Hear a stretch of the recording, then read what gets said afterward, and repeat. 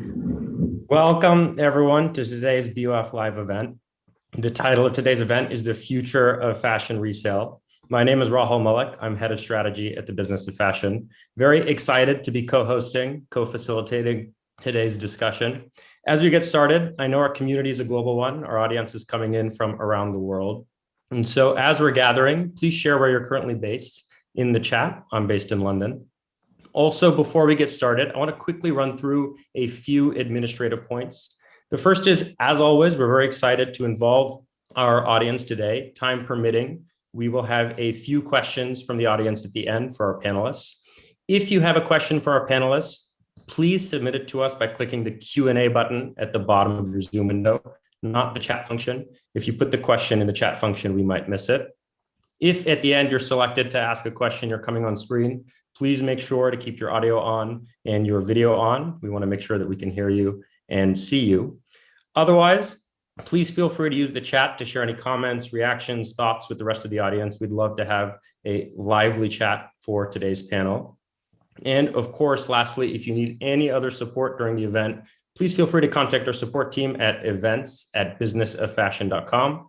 They're standing by and excited to help. So with that out of the way, I'm very excited to begin today's panel and pleased to turn over to my colleague, Diana, to introduce herself, introduce today's panelists, as well as the structure for the event. Perfect. Thank you so much, Rahul. Welcome again, everybody. It's so exciting to see in the chat. We've got South Africa, Korea, India, Mexico, so really all over. So thank you so much for tuning in. My name is Diana Lee, and I am BOF's Director of Research and Analysis.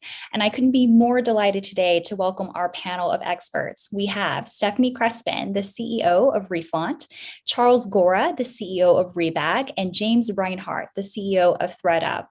Today, we're going to be going through some of the key findings that have come out of our inaugural report, which is on the topic of fashion resale.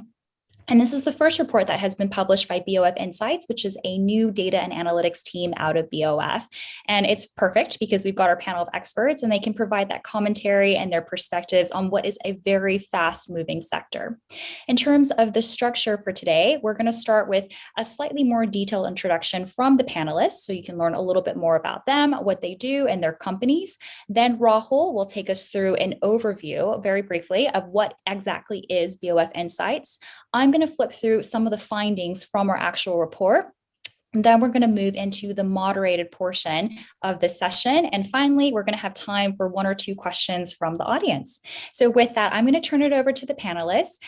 So could you please introduce yourselves and also a little bit about your companies? And Stephanie, I'd like to start with you. Then we're going to move to Charles and then on to James. Sure. Thank you, Diana. And thank you for having me. I'm the CEO and co-founder of Reflaunt. I've been in the resale space for about 8 years. Started my journey in resale with Style Tribute, a secondhand marketplace that still exists today in Southeast Asia, and basically started Reflaunt, a B2B technology company, 3 years ago. And Reflaunt is a RaaS, so brings resale as a service to brands and retailers by empowering them with a solution to enable their own customers to put back on sale their past purchases in a click onto a network of marketplaces. Charles, over to you. Sure. How's it going, everyone? My name is Charles Gorra, founder and CEO of Rebag. We're based in the US.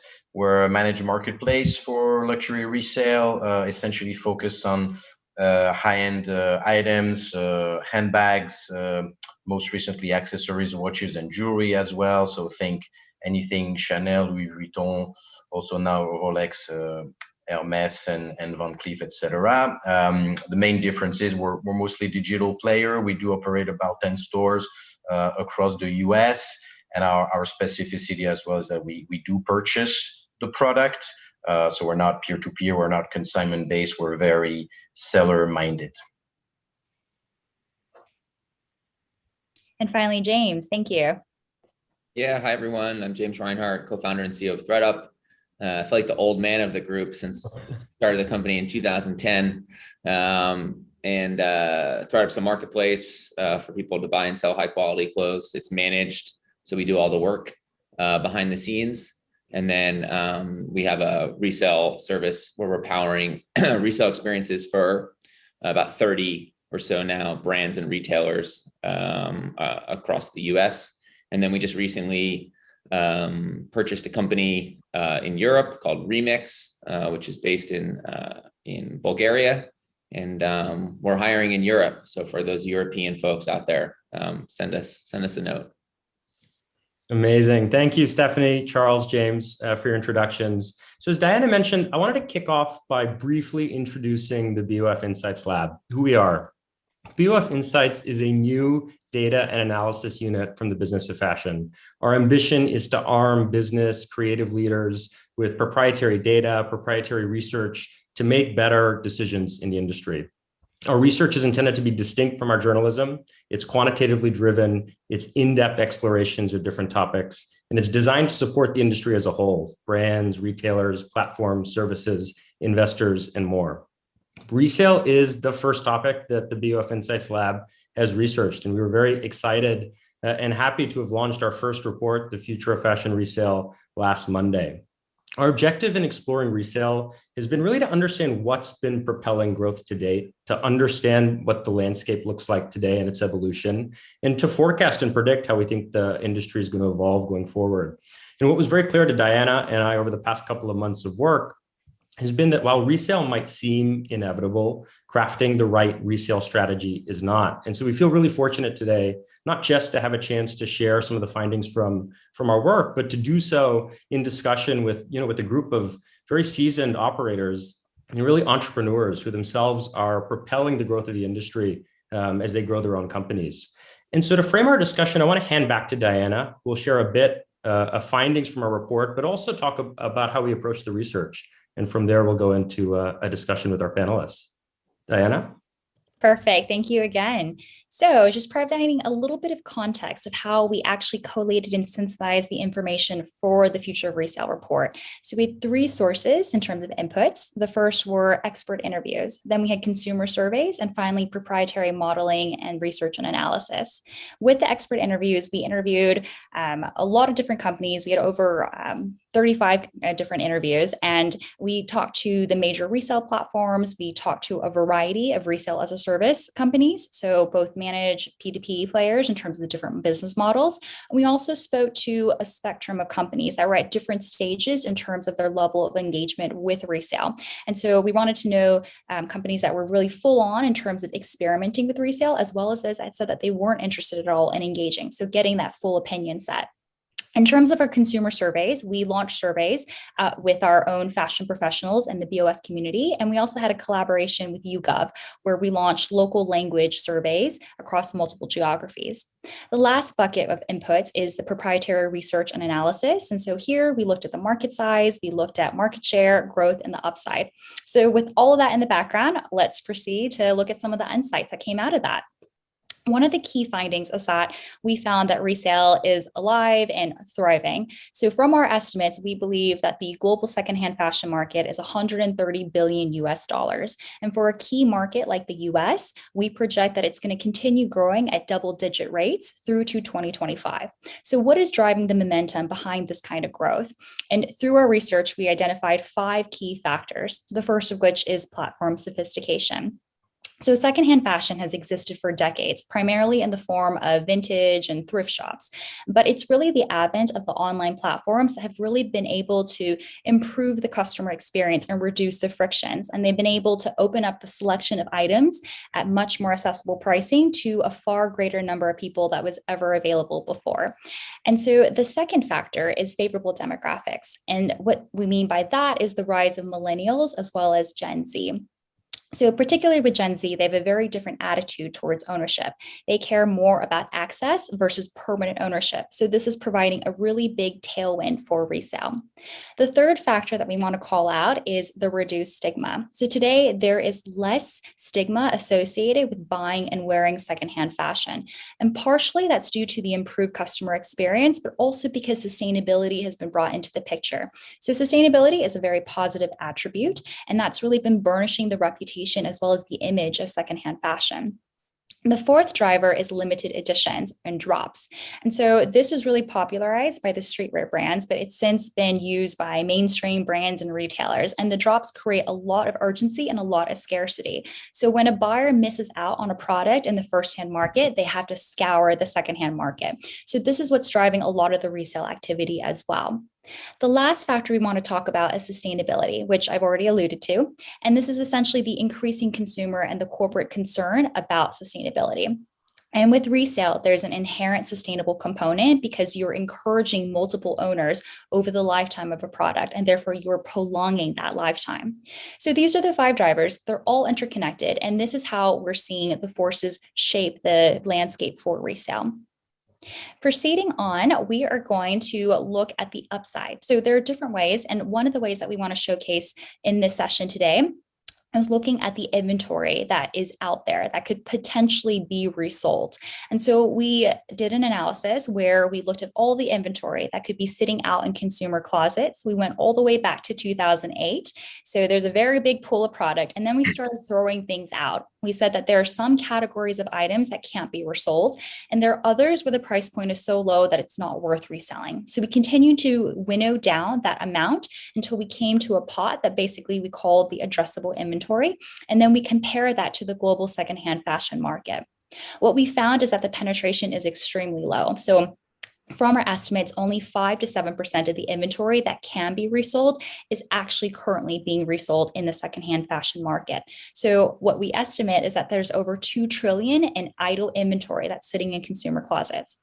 So letting that sink in for a bit, it's a very big number, but it's also very exciting because what that means is that if you can unlock that kind of supply, resale is going to be on an absolute tear. Okay, so then the last insight that we want to share from our report today is a timeline. This is very busy, so just bear with me. It's small print, but it's because there's so much activity that's been happening just in the last few years. So there are 4 distinct phases to resale. We've got creation, legitimization, differentiation, and finally the normalization. There are a couple of things that I want to highlight from the timeline. So the first being is the creation of eBay.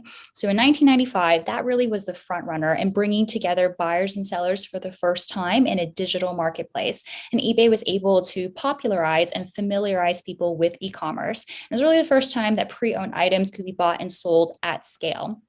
And the second milestone that we want to flag is the Great Financial Crisis. So from 2008, that precipitated a very big development in resale activity as well, because all of a sudden there was a lot of economic uncertainty that pushed a lot of buyers to look for items at cheaper prices. And there was also inventory that needed to be offloaded by brands. And since that time, resale has become increasingly professionalized, normalized, and also differentiated. So now we've got verticals where distinctly there's streetwear resale, there's luxury fashion resale, and there's also mass fashion resale. And it is becoming a lot more mainstream in terms of the consumer penetration, in terms of the percentage of people who have actually tried buying or selling secondhand fashion. And so you can see that there's also a lot more activity that's been happening as you move from left to right in this image.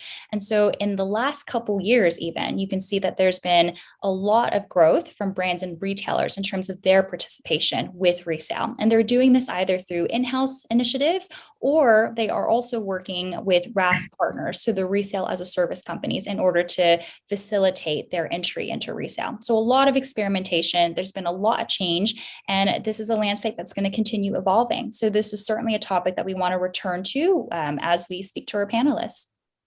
So with that, those are all the insights we want to share today, but this is a very small sampling of what we have available in our report. If you'd like to learn more, I highly encourage you to visit our website. That is at shop.businessoffashion.com. We're also going to pop that link into the chat box, so don't worry.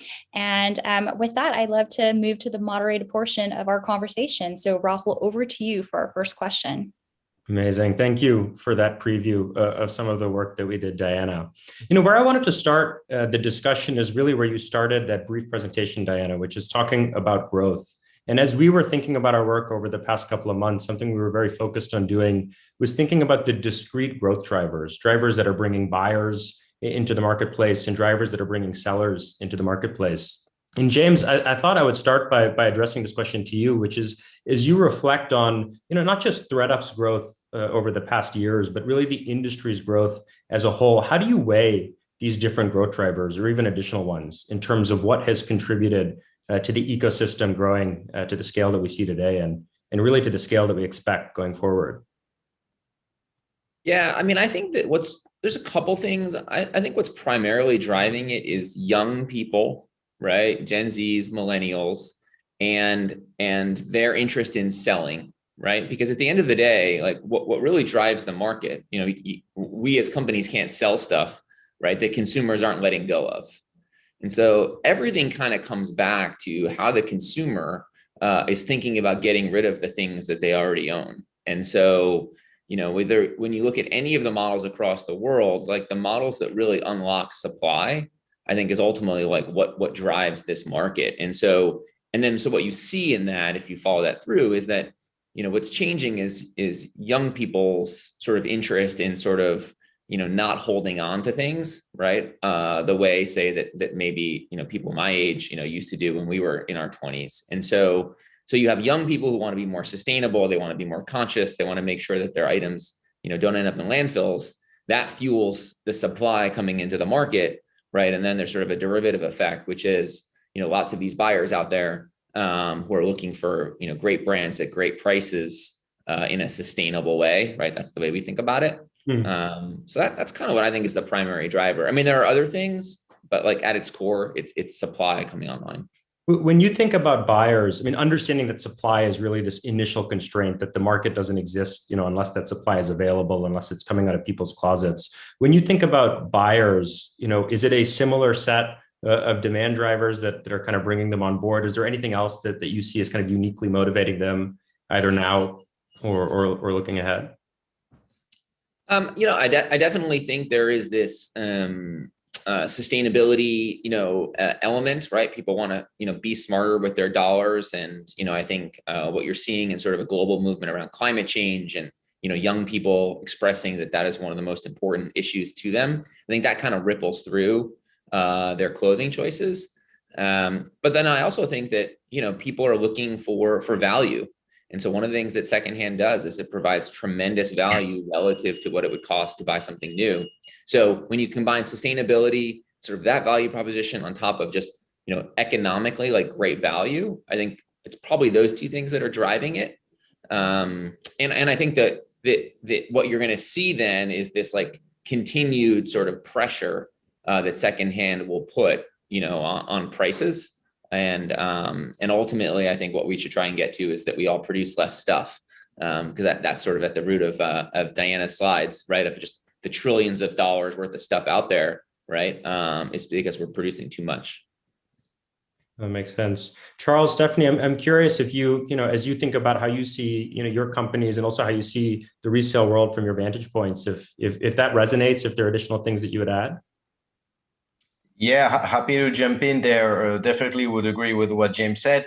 In all honesty, I would reverse the statement.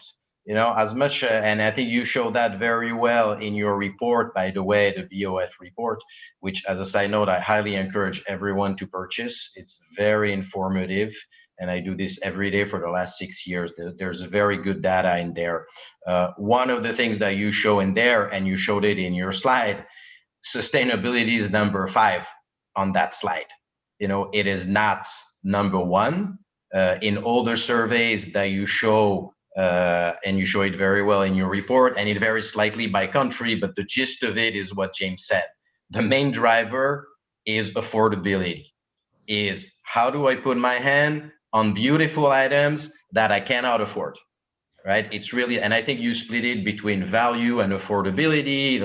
It's the same thing as off-price. Is at the core, there is a change in fashion. Fashion speed and trends are constantly accelerating, right? There's more and more seasons. There's shorter sort of usefulness span and interest span of various fashion items, which at the same time, the prices of such items being constantly inflated. So you see, this doesn't help, right? So the items cost more and more and more, and they are worthy less and less and less. So I am constantly priced out of the trend, right? And that's how people get into secondhand, because at the end of the day, if I want to play the fashion game, I want to be on trend all the time, my capex, my wallet doesn't follow suit, right? And that's how I get into what James calls value. Now, the nice thing being, obviously, is it's nice that I can get my hands on beautiful products at good prices, and I feel like I'm part of a more circular, more worthy economy. Yeah, I completely agree with what has been said, and I don't think I'll add much on more of the macroeconomic trends that fashion has been part of, because at the end of the day, here we're talking about the boom of the shared economy that has been not specific to fashion, but that has appeared across all industries, with Uber and transportation, Airbnb and accommodation, Spotify with music. So, and then the second macroeconomic trend, which is sustainability, where clearly affordability is the main driver for purchase and on the second hand, but clearly the sustainability angle has been a key driver as well when it comes to education and building awareness from the media, from the industry itself, which has also rebranded the resale industry and giving it legitimacy. So what I just want to add on top of this is one of the points and one of the drivers that you called out was in regards to the sophistication of platforms, which I think is an interesting one, especially in regards to when you look at basically the awareness level of resale, right? You have a whole slide on the awareness level that certain marketplaces have achieved across geographies. And what strikes me is that I don't think it's so much the features or the improvements that have been done in shopping experience or resale experience, because nothing has been completely disruptive. But it's mostly driven, I would say, the pivoting point or the tipping point was driven by the growth of certain types of secondhand marketplaces. And when you look across the regions, you see a clear pattern of mobile app-based marketplaces. So peer-to-peer mass marketplaces like Vinted, who have achieved in France, for example, 87% of awareness level versus other marketplaces that are 16, because they're bringing that convenience and that new customer journey of resale and listing on your iPhone versus on desktop, and of course due to the fact that it's more mass. So I think a lot of the growth and the penetration and the momentum has also been driven by these key players and type of business models versus the sophistication within each of the marketplaces. It really seems what's embedded in that is all of these different ways of reducing friction. And I suspect there's an element of this that's common to any marketplace that's trying to bring buyers and sellers to act on their own volition, to release what's in their closets. But there's so many different ways to get at reducing friction, and whether it's mobile first or whether it's a variety of features or whether it's some level of management. But all of that contributes to a lot of the growth that we've seen. So that point really resonates. I had a quick question just to follow up, because we've really honed in on the consumer motivations around affordability and value. But at the same time, the luxury resale portion is still a smaller percentage in the overall mass fashion resale. So are we overemphasizing the affordability and the value point? Because in some sense, what's being sold on platforms like thredUP, it would primarily be things like from Zara or things that would be mid-tier. So is that really as much of a concern? So I just want to challenge that point a little bit and think about it from the driver perspective as well. So Charles, James, any comments on that? Sorry, Diana, are you saying that because the value, I don't quite understand the question. Yeah, absolutely. So I was saying that we really honed in on the consumer motivation, which was very saying that consumers are really driven by the value and affordability. And Charles in particular was talking about the price inflation that we see in luxury. And yet at the same time, the luxury resale is still a smaller component of the overall market than mass fashion resale. So I just wanted to ask a little bit and push on that point to say, okay, clearly, affordability would be less of a concern on a mass fashion platform. So what's motivating consumers there? So wanted to get your take on that. Maybe if I think, James, I think I see what you're saying, Diana. I think the point may be here that value is relative. right? So it doesn't, everything is value for someone, right? So maybe the point of what I was saying earlier is if I'm a typical customer that can afford $1,000, you know, what does that bring me, you know, in the resale world, right? It brings me a $2,000, you know, new item, or it brings me $1,000 resale item, but you can translate that framework at any price point, right? So if I'm typically in business for, I have $30 to spend this month, you know, do I go, you know, J. Crew, or do I go, you know, something else secondhand, right? So everything is value to someone on a relative basis. Understood. Perfect. And Charles, while I have you, I've got a question specifically for you about the upside. And so thinking back to that funnel that we saw earlier and just about unlocking that supply, which we've also honed in as a panel, that this is very crucial to continuing that growth. I wanted to ask specifically, how do you really push that for luxury, given that inherently it's a smaller pool of inventory? So how do you get consumers to offload that to a resale platform or back to the original brand if they're actually engaging with resale? And specifically, do you have 2 or 3 top tactics that have been really important in terms of getting that sourcing? I can't give you all the tricks. All the trade secrets. Yeah, all the tricks. Now, but you're spot on, right? So first of all, I think your slide says it all, right? So I think James says it earlier. It's a function. The main thing that we compete again, I like to say, is idleness is inaction. You know, people tell, so what do you think about this company? And say, it doesn't matter. It doesn't matter because 95, it's like an iceberg. 95% of that market is dormant, right? Actually, if you take other categories, particular automobile, which I think you quote in the report, in the US, the automobile used market is, I think, 3 times bigger yearly than the US, you know, used, sorry, I don't know if I said this correctly. The used market is 3 times bigger than the retail new market, right? 300%. In this fashion world, 5%. Right. So you see that something is completely off there. So we are fighting against a dormant market. So how do you do this? First of all, there's not one thing you can do, I think, is the short answer, right? It's like, and you can have $1 billion. You see, you can't just go, right? If you're a brand, you can go, you get $1 billion, you can produce a bunch of goods, you flood the world. In this case, it's bag after bag, item by item, customer by customer. Right. So there's a few large scale things that I think go to partnerships, etc., which probably we'll talk about later. But at the core, it's an individual user decision. So the top of the funnel typically is awareness, is education. It's actually exactly what we're doing now. Right. I would like, if we surveyed people here, I see 600 people in this group. These 600 people know about resale, right? And maybe they're super users, but if you survey them, have you ever used any of the sites on that we're talking about?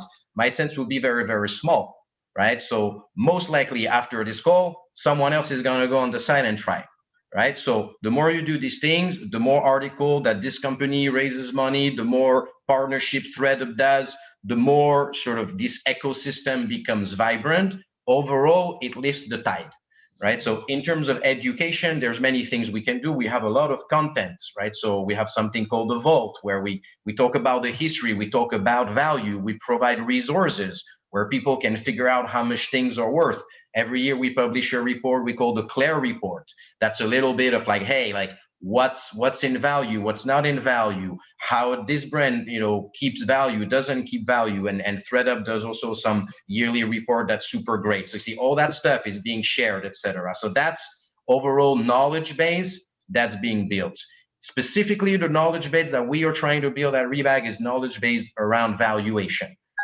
We have found that the #1 awareness level starts with that question, which is, how much do I own? Like, what is it that I have and how much is it worth? And historically, it's very difficult to answer that question. There's a lot of opacity. You have to send pictures and whatnot. We developed a bunch of tools at Rebag, typically AI-based, that we call Claire. You take a snapshot. It tells you, hey, this is what it is. This is how much it's worth. Completely free, completely instant, completely automated. These types of things. Then you see, now I go and I scan 5 things in my closet. I'm like, oh my God. Oh, this is fun. I didn't know this kept value. And oh, I'm very disappointing about that, right? And you have fun. You scan with people. So that brings that awareness. Once you're in that flow, very easy that you trigger 1 or 2 things. And then once you're in the execution funnel, the word friction has been used, right? So that's the key word. removing friction, especially for sellers, right? So what does that mean? Typically, that's why Rebag, the further up you go in the chain, in my opinion, the further up you need a fully managed model, meaning people need more and more service. They have less and less time.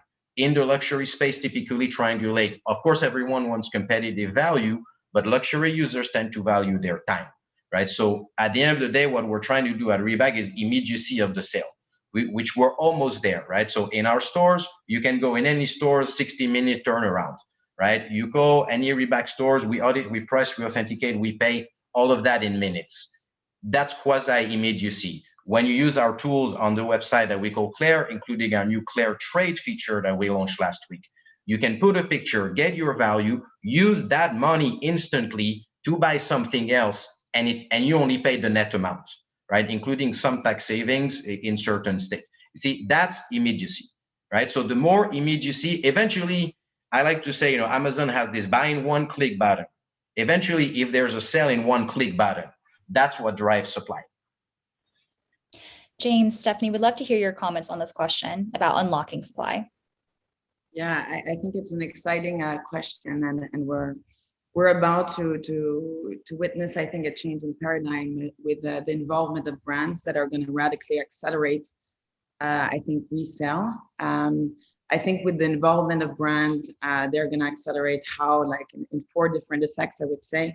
Mainly one, coming back to Charles' point, the higher education and awareness that they're going to be able to bring to their own customers as they have direct access, but also trust with these customers, and be able to integrate messaging and communication within their customer journey, their existing customer journey, about the possibility of selling back and capturing residual value. That's the first point. The second point is that brands are well positioned, I would say, to take out a lot of friction in the whole resale process, right? One of the biggest hindrance from unlocking that inventory is the pain of listing your items. But as of the moment, you can actually leverage the pictures, the description, the size. I mean, all the historical product information and all the passport of that item, you're able in a few clicks to resell your item. So that's going to be a second big one. And then the third is, I would say, and Charles was touching on that, is the fact that it's not always clear for customers to see the direct trade-off and the value of resale, right? Whereas when you are a brand, they are going to have access to clear communication points, such as retargeting emails, in which they will be able to say, finance your next red little dress by selling back that other little red dress that you bought 6 months ago. So that trade-off suddenly becomes very clear on what I'm gaining versus what I'm selling or losing. And then the final point, sorry, there is a lot of points, is the trust and the authenticity element, right? As a brand, they have the ability to give way more traceability and clarity on the provenance of products and their authenticity. And that will, of course, impact enormously how resale will grow in the future. Yeah, I mean, look, the only thing I would add is that, our thesis is that the consumer, both in the US and globally, is lazier than ever, and they're only going to get lazier. And if you believe that people generally value their time, right, which I think, it's at some point, it's very clear people value, time over other things, then ultimately, like, it's about saving people the hassle and the time to do the thing that they think they should do, right? Which is to, put their apparel in a reuse context. And so everything that we have done at thredUP has been sort of premised on the idea that if you can figure out a way to help them unlock some of the value in their closet in the most convenient way, that you will generate enormous, opportunity. And so, we're now 125 million pieces of clothing processed, and we sell 35,000 brands across 100 categories, and we literally can't get people to stop sending us stuff. And so, I think that, for us, right? It's always about, how do you put the consumer in a position to be able to do the thing they want to be able to do as easy as possible. And so, kind of we invented sort of the clean out kit, which has sort of become like a industry standard. And, our thesis is we want those in every home, in every laundry room, in every closet, all over the world at some point. And that just makes it super easy for the consumer to do the thing they want to do, which is effortlessly clean out their closet. So that's how we think about supply. That makes sense. Stephanie, something I wanted to ask based on what you were just saying is, when it comes to the perspective of brands and retailers who are looking to participate in resale or even try and figure out what is the right approach. I mean, something that came through in a lot of our work is it felt like we were at this very interesting inflection point in which there was a lot of desire to act, a lot of uncertainty as to how to act. And even beyond that, I think a lot of uncertainty as to knowing when is the right time to act. I mean, something we heard from a lot of brands and retailers is just, how different a single SKU business with, each used item having its own particular characteristics is from, what they might do on a day-to-day business. And I suspect this is a conversation your team, have all the time with brands and retailers. And I'm curious, how you frame that for them, that this is the right time to act, or it's not, that they're not at a level of maturity where it makes sense now, but at a certain scale or at a certain point, it does make sense. And then this is how they should go about it. Yeah, it's a complex question, and we've had this conversation with over 100 brands by now. I see really two main considerations. It's rather conceptual, but going into details at this stage is a bit complicated. The first is that not one resale model fits all, right? As a brand and as a retailer, it's really important to consider the audience, the customer profile, your brand positioning, the unit economics behind your product, and I would say your brand awareness on your market share on the secondary market. So for example, for Balenciaga, or for high-end luxury brands that we cater to, I think for them, the focus is more, for example, on the customer experience, right? So we've focused and implemented with them models that are more dedicated or more focused on the resale, on the service aspect of resale, right? So really building on the retention and the loyalty of their existing customers, right? As for brands that are, I would say, a bit more mass market, that have critical mass as well, we've built dedicated marketplaces, leveraging like COS, for example. We've leveraged their community and the network aspect of their brands. So I think that's really the first, consideration to have, because as James was saying, there's the convenience of using a service like thredUP, but then there's other customers or other categories or brands where value will be much more significantly important for the customers. And so paying commissions out of that might be less interesting or important for the customers. The second is integrating resale should involve a whole rethink of your whole customer journey, right? Approaching resale as a side business unit or an independent service from the base business completely misses the point and actually ends up becoming more expensive or more costly and doesn't unlock the real value of the resale for your base business. So resale, I think, should really be rethought at every step of the customer journey or customer funnel, from, I would say, the customer's consideration of purchase, where she is going to inform herself, educate herself on the value that item has on the secondary market, to the checkout, where she will need to be reassured on the residual value of an item or a dress that she is buying for an occasion, and will want to capture residual value after that special occasion. So yeah, resale, I think, involves a transformation, and it's important, I would say, for brands to have a clear roadmap. I know it's not easy, but a clear roadmap to that final vision, and to break it down step by step to end in this new customer journey. And that's what we've been doing at Reflaunt, with a more, I would say, modular approach to the service of resale, adapting it to the different brands and retailers that we've catered to. It feels like the way you were just describing reimagining a customer journey is almost the way in which someone who's replatforming the technology of the technology stack of a brand or retailer might describe it, and that it's at its maximum, it's a truly fundamental rethinking that kind of goes along each step of the journey. But as much as that might make conceptual sense, I mean, that's I guess just how daunting it is to actually do it, since it touches each element of it.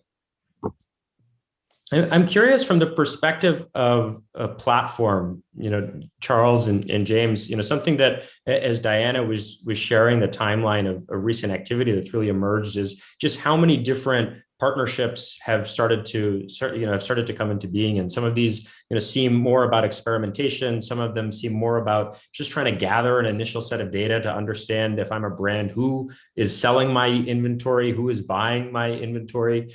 How do you see the nature of platform and brand relationships and partnerships evolving over time? You want to go for it, James? Yeah. Sure.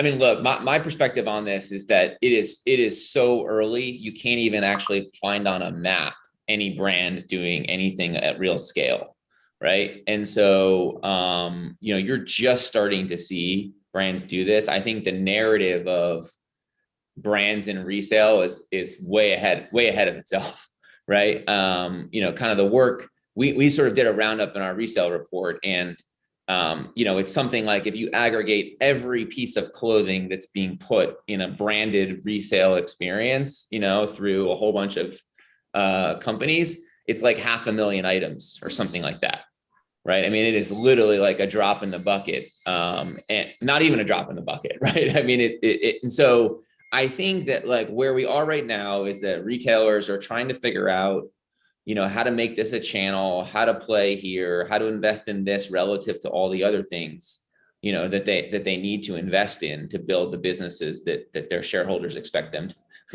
to build. And it's super hard. And I think, like, what's ultimately going to happen is that unless platforms can show these brands that they can actually drive meaningful revenue for them, it's going to be a big waste of everyone's time. Because if you just do the math, whether it's Balenciaga or it's Burberry or it's the Gap, right? These guys are billion-dollar companies. And so telling them that you can resell 1,000 items or 2,000 items or 3,000 items is just not worth anybody's time.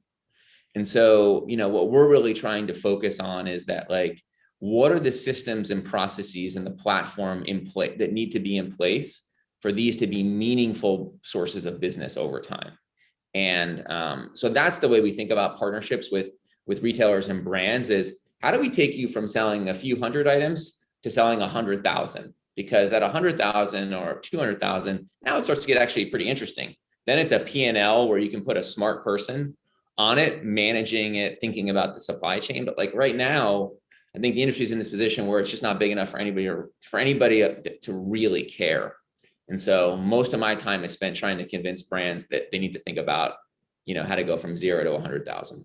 When you spin that vision or kind of walk them through, 5 years from now or whatever, however many years that is, that a vision like that, could be possible. And someone pauses and says, the fear I get if thinking about cannibalization of the business that I have today and this future, you're painting for me. How do you help them weigh those two elements, that, kind of the economic benefit of a really thriving and vibrant resale business at scale, but perhaps the cannibalization of new sales that implies for the brand? Well, I think that the notion of cannibalization, I think, is sort of a defensive mechanism to sort of not acknowledge that this is happening everywhere, all over the world without them. And so, right, the question is just, are you willing to let your brand be sold on all these secondhand marketplaces without your involvement?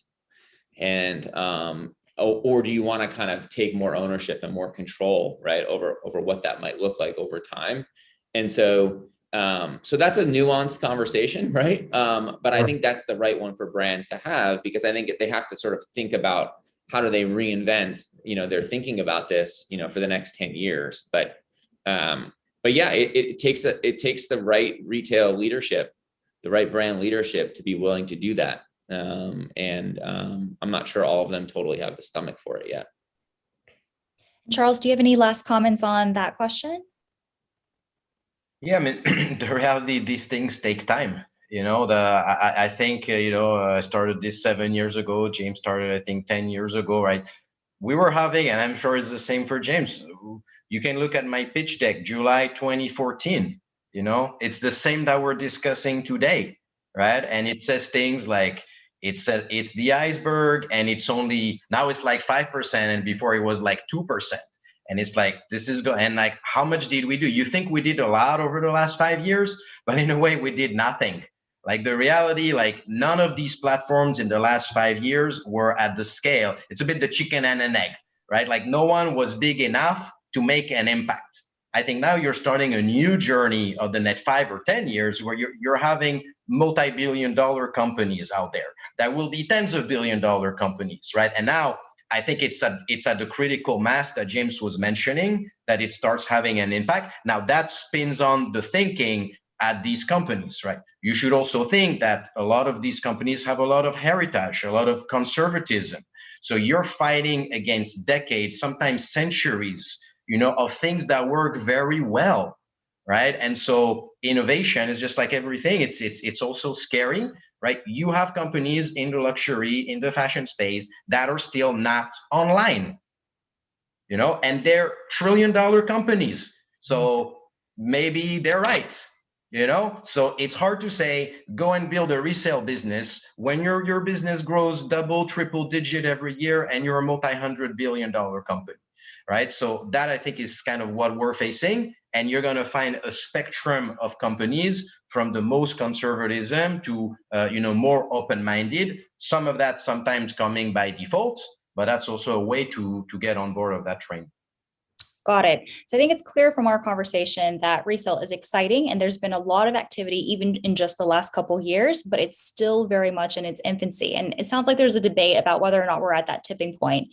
So I want to leave our audience with just 1 or 2 takeaways from each of the panelists. So I want to open it up to you to ask, what are your projections and what is the hot take for the world of resale and the near future? So, a couple of years from now. So I'm very happy to start again with Stephanie about what your predictions are. Yeah, so I think I see two main dimensions here, particularly linked to product life cycle.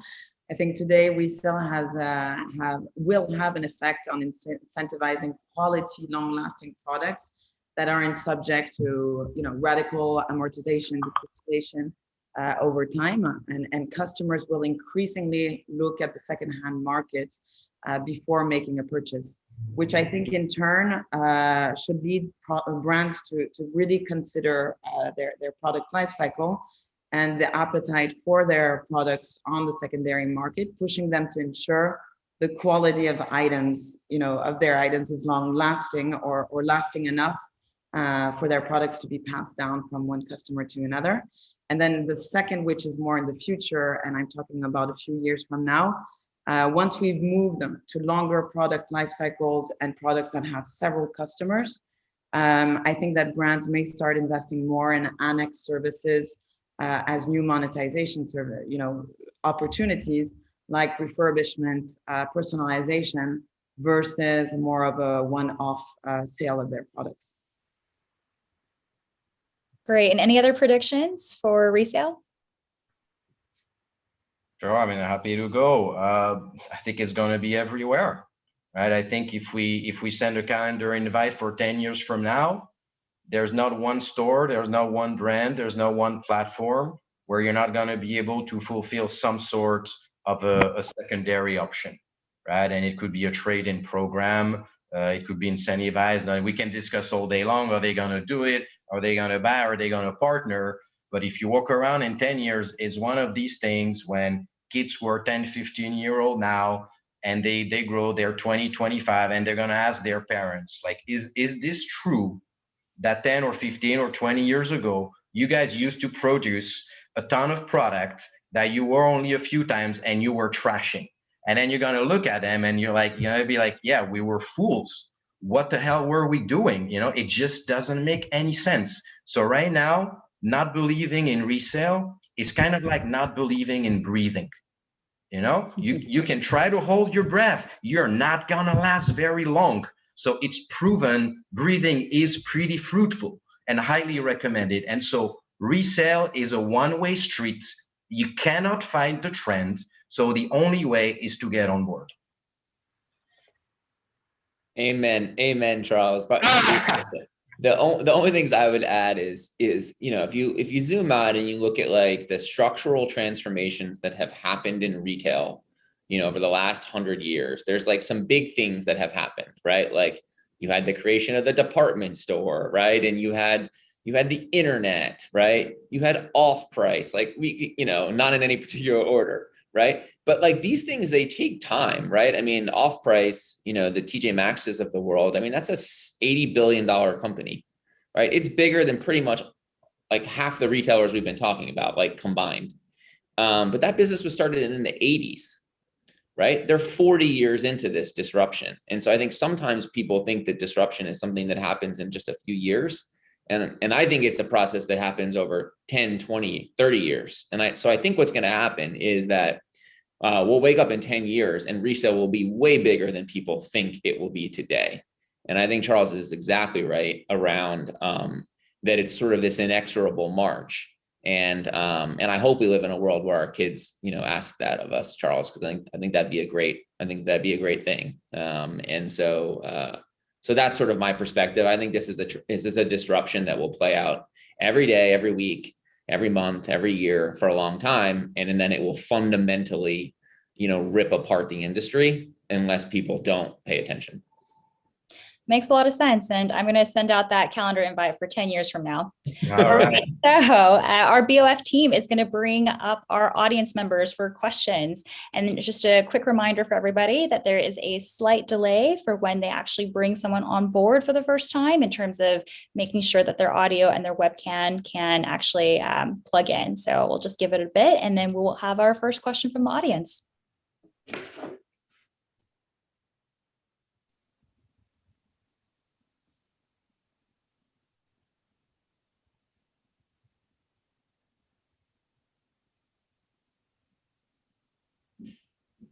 Hi, everyone. I hope you can see me. My name is Ishita, and I'm the founder of Buy Rotation. We're the world's first social fashion rental app. Really familiar with all your businesses, obviously love resale.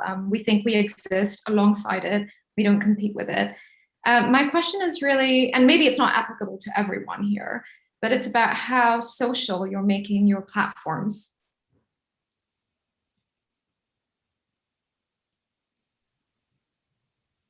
Yeah, to be honest, on our end, it's a good point. We are not the best example of social. So the reality is we're on the luxury side of things, and we typically tend to be very much about control, right? So I think in the luxury space, generally, it's more about owning the story, owning what's posted, what's being said, etc. I think there's certainly other examples out there, things like a Depop, for instance, or even a Poshmark. That are, they're not here today, but I'm sure if they were there, they could talk a lot about what they do. Things like, shareable closets and, sort of virtual parties, etc., where we're building essentially the Instagram of fashion in a way. These are things that have been done, especially in peer-to-peer constructs. And there are a lot of good examples out there. There are a bit less of that in the luxury resale realm.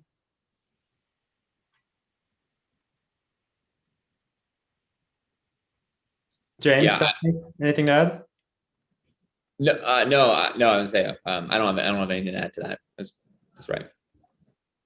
Perfect. Well, Ashita, thank you so much for joining and asking your question. We have another question that'll be coming from one of our audience members, so we will be bringing that person on board now.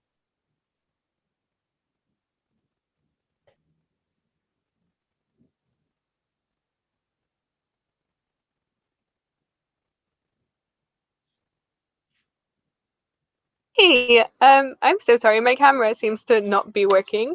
Ah, it's working. Perfect. So my question was actually one that came up when I was watching a panel with Fanny Moisin of Vestia Collective. and she was talking about India, and conservative territories and older generations, and we were been talking a lot about supply, but how to sell vintage to countries that are, I don't know, a bit more resistant to these kind of things. So I would love your thoughts on that. So Rima, sorry, are you talking about the stigma around secondhand in certain countries? And yeah, indeed. Which obviously I'm on a 90% vintage pledge this year, so I'm not one of those people. But obviously older generations and more conservative territories. Although I've heard that India actually has been buying into it now. A lot of Chanel has been, for example, being traded secondhand and things. But in general, these territories in that generation, how do you overcome the stigma? Yeah, and I've lived that firsthand, being in Singapore and having a marketplace, secondhand marketplace in Asia, where the stigma is quite strong around secondhand. So you understand. However, Okay. I'm quite optimistic seeing how things evolve, and that stigma has been real in other parts of the world where today secondhand is mature and is adopted. So it comes with education, as mentioned previously, and it comes with the media and the industry rebranding resale, and it will surely as well affect customers in other parts of the region where the benefits of the affordability and sustainability of the resale activity and shopping is going to be weighed more or more important, outweigh basically the stigma itself. That's a really good answer. It makes me think something that I think links back to where we started at the beginning when talking about supply is, there might be a lot of demand that comes from younger generations who have different, conceptions of ownership. But in terms of where supply is distributed, that skews, much older in terms of, I suspect, how people have maintained and kept their closets. And so unlocking that in many ways requires that level of engagement. Great, Rima. Thank you so much for your question. Amazing. Well, I think that is all the time we have today for audience questions. I wanted to conclude by just thanking all of our panelists, Stephanie, Charles, James, both for your time, but for being willing to share, just as you've been founding, leading, growing your businesses, your observations on what's enabled that growth, how you've been navigating what is still, I think, a very new kind of aspect of this business.